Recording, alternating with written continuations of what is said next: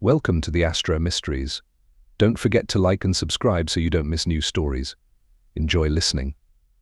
The neon lights of Port Nexus cast harsh shadows across Wren's scarred face as he tracked his latest target through the crowded spaceport.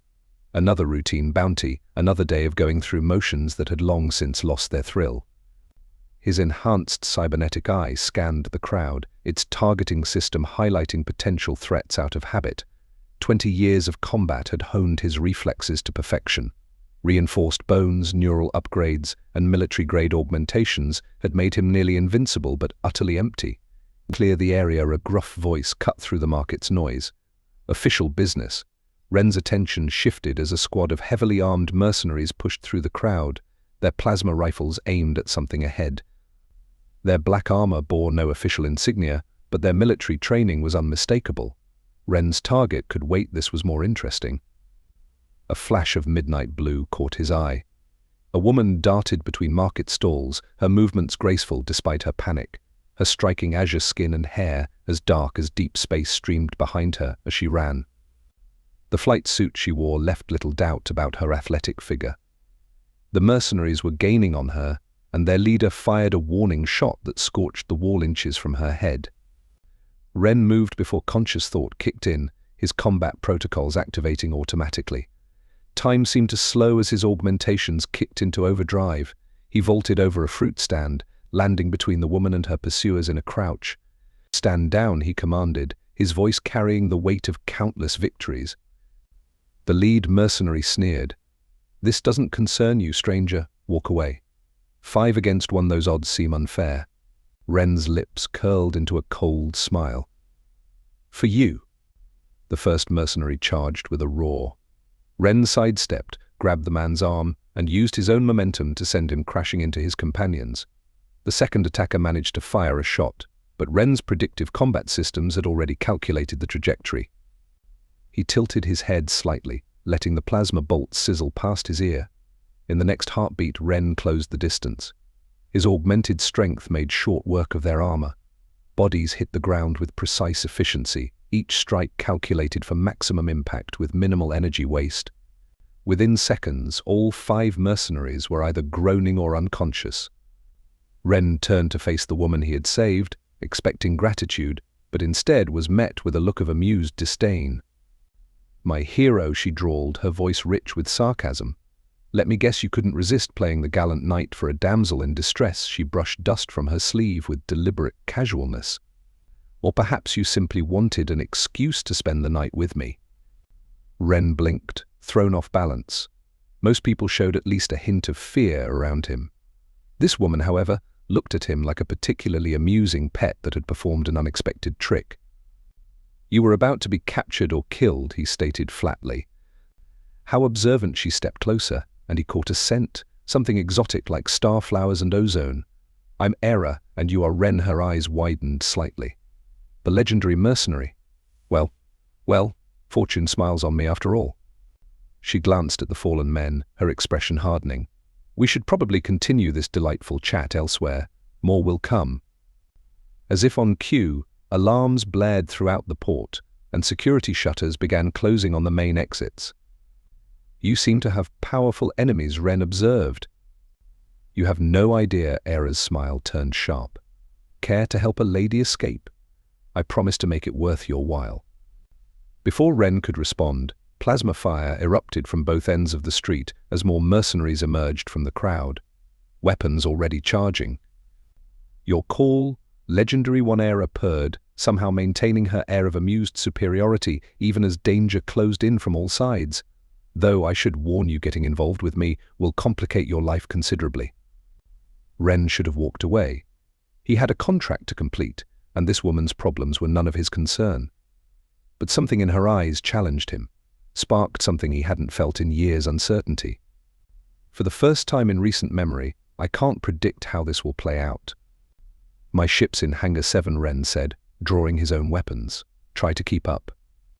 Era's laugh rang out over the growing chaos. "Oh, darling, you're the one who needs to keep up with me." What followed was a running battle through Port Nexus's winding corridors. Era proved surprisingly capable, matching his pace and even anticipating several of his tactical moves. They fought their way through waves of pursuers, their movements falling into an unexpected rhythm. "Not bad for a pampered princess," one of the mercenaries shouted, then immediately went pale as if he'd revealed something he shouldn't have. Ren's eyes narrowed as he knocked the man unconscious. "Princess," he glanced at Era, who was currently using a stunned mercenary as a human shield while firing back at his companions. She caught his look and winked. "We all have our little secrets, don't we?" They reached his ship just as the hangar doors began to close. Ren slammed his hand on the entry panel, and the sleek vessel's ramp descended. More mercenaries poured into the hangar behind them. "After you, Your Highness," he said dryly. Era paused at the ramp, her playful demeanor slipping for just a moment. "Last chance to back out, warrior. Help me, and you'll be dragged into something far bigger than a simple rescue." For the first time in years, Ren felt truly alive. "Get on the ship." Her smile returned brilliant and dangerous. "I knew you couldn't resist me." As plasma bolts ricocheted off his ship's hull, Ren followed her aboard, already knowing his life would never be the same. The weariness that had plagued him for so long was gone, replaced by something far more intriguing and potentially far more dangerous. The ship's engines roared to life as Ren slid into the pilot seat. Era gracefully dropped into the co-pilot chair, her fingers dancing across the control panel with surprising familiarity. "You know how to fly a Nebula-class warship?" Ren asked, executing a sharp turn as defense turrets emerged from the hangar walls. "Darling, there's very little I don't know how to do," she flashed him a knowing smile while activating the shield matrix. "Though I must say your ship exceeds military specs by quite a margin." "Illegal modifications," Ren remarked. "Says the woman with a small army trying to kill her." A massive explosion rocked the hangar as more mercenaries poured in with heavy weapons. Ren engaged the main thrusters and the ship lurched forward, scraping against the barely open hangar doors. "They're not trying to kill me," Era said, her voice suddenly serious. "That would defeat the purpose." She paused, studying a readout. 3 pursuit ships launching. Top-line Chandrian fighters. Ren's cybernetic eye interfaced with the ship's targeting systems. Expensive toys for mercenaries who claimed to be mercenaries. The pursuit ships opened fire. Ren observed as their energy weapons lit up the space around them. Ren dove through Port Nexus's crowded sky lanes, weaving between cargo haulers and passenger vessels. "Care to tell me what I've gotten myself into?" He barrel-rolled to avoid another barrage, noting how Era remained perfectly composed despite the violent maneuvers. "Would you believe I'm just a humble merchant's daughter running from an unwanted marriage?" "No," he deadpanned, swerving the ship to avoid another blast. "Smart man." Era laughed, the sound musical yet sharp. "That's not entirely wrong. The unwanted marriage part is quite accurate." Her fingers flew across the weapons console, and an incoming transmission flashed across the screen. "They're demanding we surrender or face severe consequences. Standard procedure." "Oh yes, though they usually add something about maintaining the honor of the royal bloodline and duty to the Empire." She rolled her eyes. "Tediously predictable." A warning light flashed. One of the pursuit ships had launched a tractor beam. Ren smirked. "Hold on." He cut the main power, letting the tractor beam start to pull them in. Then he diverted all energy to the rear thrusters, using the enemy ship's own beam as a pivot point. The maneuver sent them spinning in a tight arc, bringing them up behind their pursuers. "Impressive," Era murmured. "Though I hope you have a plan beyond fancy flying. They'll have already alerted every patrol in the sector." "You seem remarkably calm for someone running for their life." "Would you prefer hysteria and tears?" She batted her eyes at him mockingly. "Perhaps I should swoon into your strong arms." Another explosion rocked the ship as a 4th pursuit vessel joined the chase, this one larger and bristling with weapons. "That would be my fiancé," Era said with evident distaste. "Such a persistent man. Though I suppose that's what happens when you've been promised an empire's worth of power and resources." Ren's hands tightened on the controls. "Only the interesting ones." The air crackled with strange energy as they disembarked. Ren's augmentations detected power readings unlike anything he'd encountered in his decades of warfare. "The trials begin at moonrise," Era explained, guiding him through shifting corridors. "We need to prepare.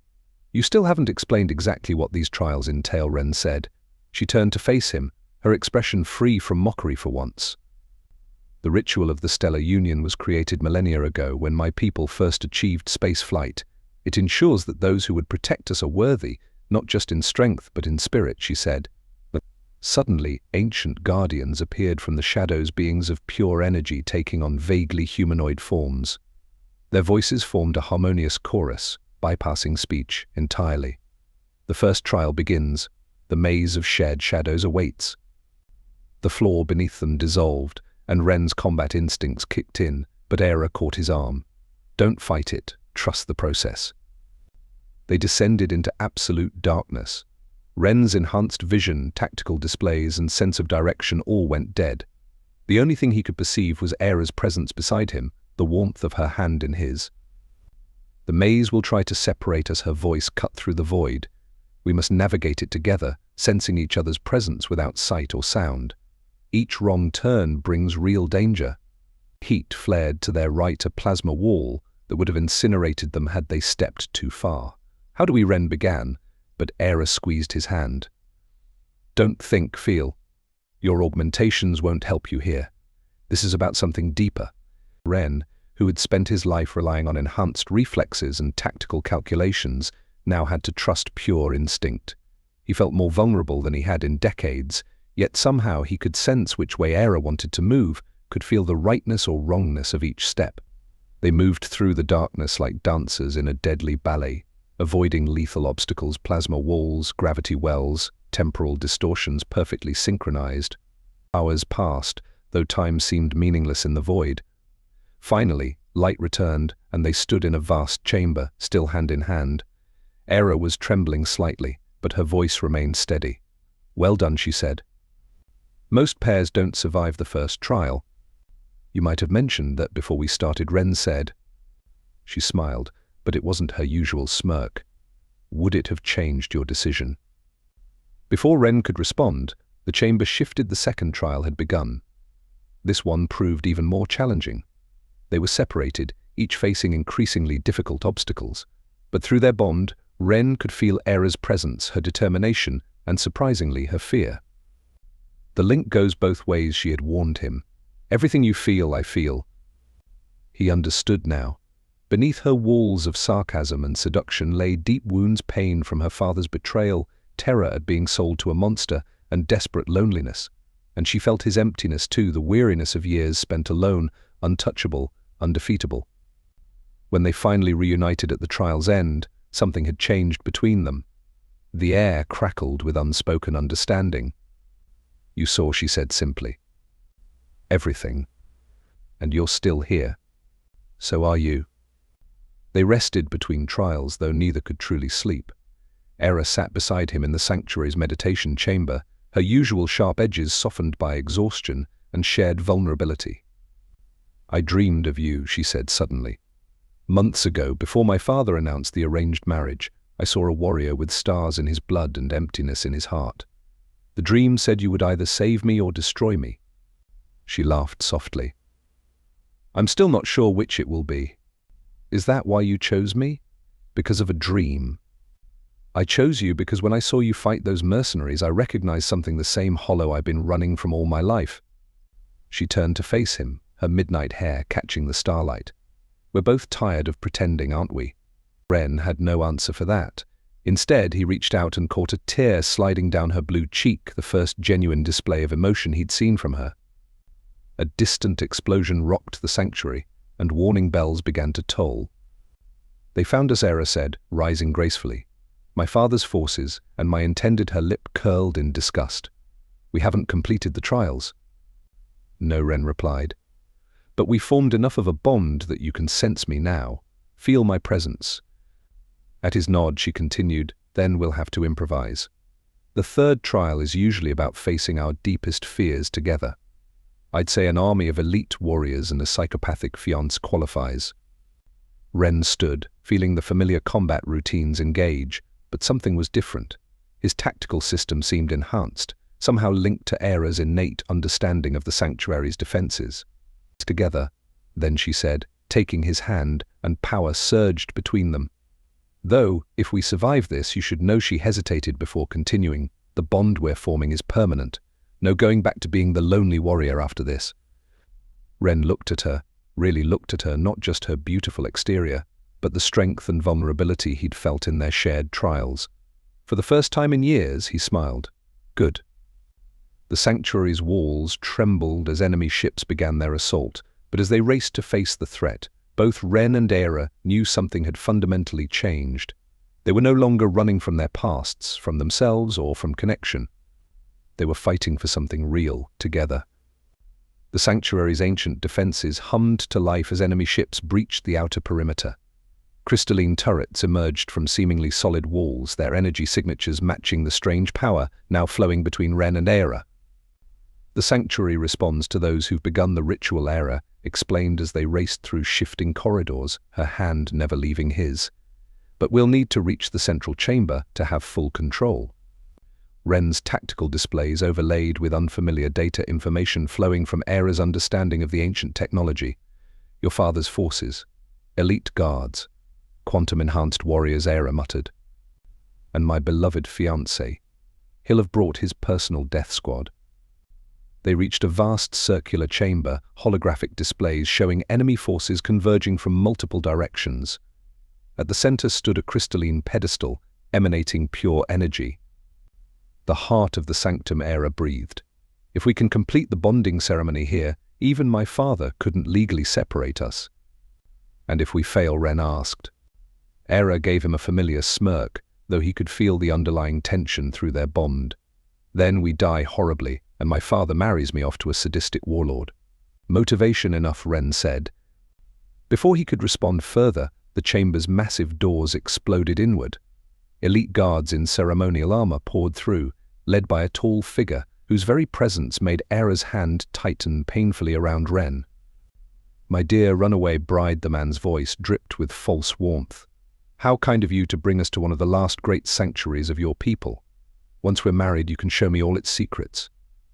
Ren felt Era's revulsion through their bond. The man was handsome in a classical sense, but his eyes held a coldness that made even Ren's combat-hardened instincts recoil.